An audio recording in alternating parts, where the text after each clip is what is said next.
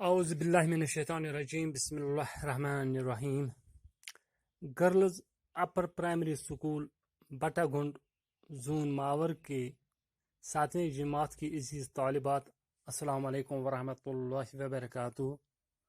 آج تاریخ ہے 30 اگست 2020 عیسوی، دن ہے اتوار کا۔ ہمارا مضمون اردو ہے اور موضوع ہے میرا وطن پر ایک نوٹ ہم آج لکھنے جا رہے ہیں۔ تو میرا وطن، پیارے بچوں، وطن دراصل اس جگہ کو کہتے ہیں جہاں پر انسان کی پیدائش ہوتی ہے، جہاں پر انسان پیدا ہوتا ہے، جہاں کی زبان انسان کے اندر رچ گئی ہوتی ہے۔ جب وہ پہلا کلام کرتا ہے، وہ زبان جس میں وہ اپنا پہلا کلام کرتا ہے، جو اس کو اپنے ماں باپ والدین سے وراثت میں ملتی ہے، جس کو ہم مادری زبان کہتے ہیں، تو اس وطن کی جس وطن کی اس کی وہ زبان مادری زبان کہلاتی ہے، وہی اس کا وطن کہلاتا ہے۔ پیارے بچوں، یہ کرۂ ارض مختلف حصوں میں بٹا ہوا ہوتا ہے، تو ہر حصہ جو وہاں کے رہنے والے ہیں ان کا آپس میں ایک میل جول ہوتا ہے، آپس کی ایک برادری ہوتی ہے، آپس میں ان کا رہن سہن، چال و چلن، ان کے وہ رسم و رواج، ان کی زبان، ان کا لباس ایک جیسا ہوتا ہے، اور وہ خطہ جس کے اندر وہ رہتا ہے، جس کے اندر وہ اپنیت کا اس کو احساس ہوتا ہے، اس کو وہ اپنا وطن کہلاتا ہے۔ میرا وطن جو ہے، یہ کرۂ ارض کا وہ خطہ ہے جو جنت کے نام سے مشہور ہے۔ اس کو عرف عام میں وادی کشمیر کہتے ہیں۔ پیارے بچوں، ہمارا وطن جو کشمیر ہے، وادی کشمیر، اس کے بارے میں شاعروں نے اپنے اشعار میں اس کے گن گائے ہیں، اور اس کو جنت قرار دیا گیا ہے۔ قرار نہیں دیا گیا ہے، بلکہ یہ بالکل جنت کا ایک نمونہ پیش کرتا ہے کرۂ ارض پر۔ ہمارا وطن جو ہے، اس کے چاروں اور گھنے جنگلات ہیں، جن کی چوٹیاں سال بھر برف سے ڈکی رہتی ہیں۔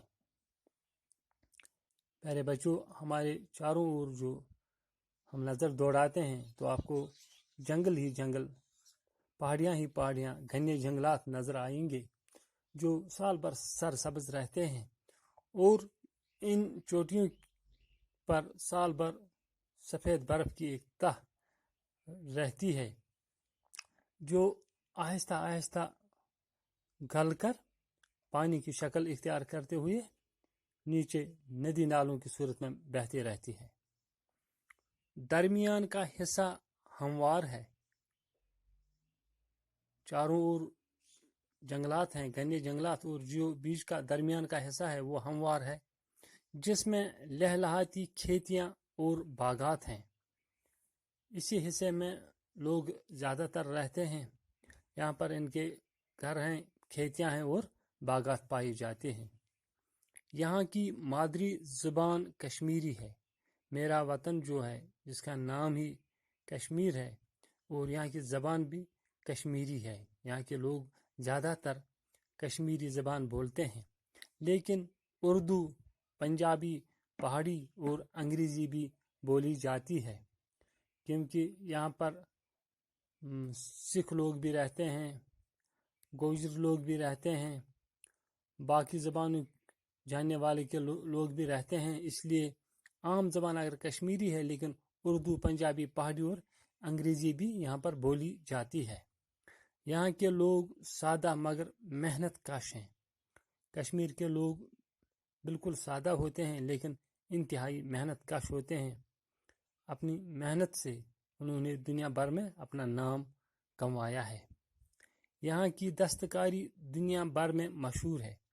پیارے بچوں، آج کل جب کہ چاروں اور مشین کا زمانہ چلتا ہے، سائنس کا زمانہ چلتا ہے، مشینوں کارخانوں سے چیزیں تیار کی جاتی ہیں، لیکن اس دور میں بھی کشمیر کی دستکاری جو ہاتھ سے بنائی گئی چیزیں ہیں، قالین ہیں، پردے ہیں، نمدے ہیں، گبے ہیں، وہ آج بھی دنیا بھر میں اپنی شہرت رکھتے ہیں۔ یہاں کی زعفران لامثال ہے۔ پیارے بچوں، یہاں کی زعفران جو ہے وہ بحیثیت ادویات بھی اور بحیثیت لذیذیت بھی استعمال کی جاتی ہے مختلف پکوانوں میں، اور یہ لامثال ہے۔ اس جیسی زعفران کہیں اور نہیں پائی جاتی ہے۔ یہاں کے لوگ مہمان نواز ہیں۔ یہاں کے رسیلے میوے شوق سے کھائے جاتے ہیں۔